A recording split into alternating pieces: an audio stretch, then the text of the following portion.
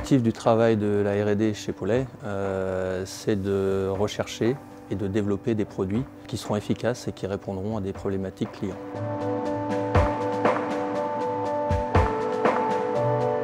Alors, les problématiques clients, elles nous sont remontées du terrain via nos équipes commerciales, via les clients eux-mêmes, via nos analyses également de marché. Et elles sont compilées dans ce qu'on appelle un cahier des charges chez nous, qui est la première étape finalement du flux de développement produit chez Paulet.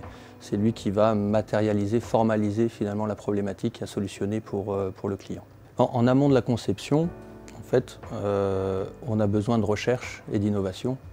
Donc là, on est sur un travail de beaucoup plus long terme qui va essayer d'intégrer et de démontrer l'efficacité de nouvelles technologies ou de nouvelles méthodes et qui vont conduire à de la conception produit. Donc après cette première étape de cahier des charges, on rentre dans la conception même du produit. Donc on va dans un premier temps établir des formules sur le papier qui vont répondre au cahier des charges qui est émis par le client, mais aussi au cahier des charges qui sont sous-entendus par la demande du client, comme des contraintes réglementaires, une certification écologique, une certification biocide. Donc tout ça va être pris en compte dans ce travail de conception de formules. Et une fois que ce travail-là est fait, on formule les produits en eux-mêmes. Et ces formules-là vont suivre le flux et les étapes suivantes du flux de conception. Afin de nous assurer de la stabilité de nos produits avant de les mettre sur les marchés, nous réalisons différents tests dans différentes conditions, à des températures volontairement plus élevées ou plus basses.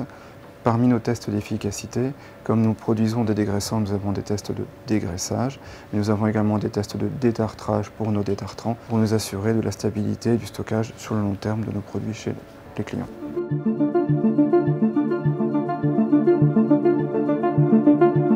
Nous testons régulièrement de nouvelles matières premières, notamment de nouvelles matières premières biosourcées, afin de proposer à nos clients de nouveaux produits ou de nouvelles solutions.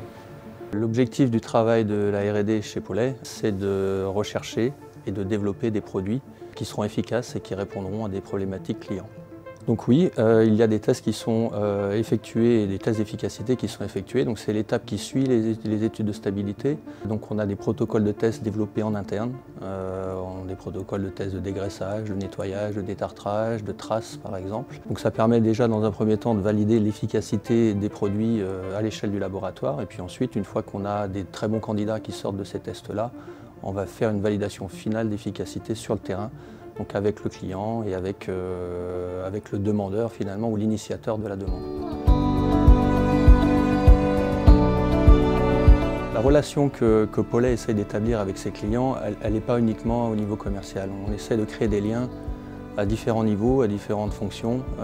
Donc avec la partie scientifique, le laboratoire interagit fréquemment avec les clients et également les clients sont d'une mine d'or pour nous dans les tests de produits, puisqu'au final ce sont eux les utilisateurs, ce sont eux qui sont face aux problématiques de nettoyage et leur input est vraiment important pour nous dans les tests de produits.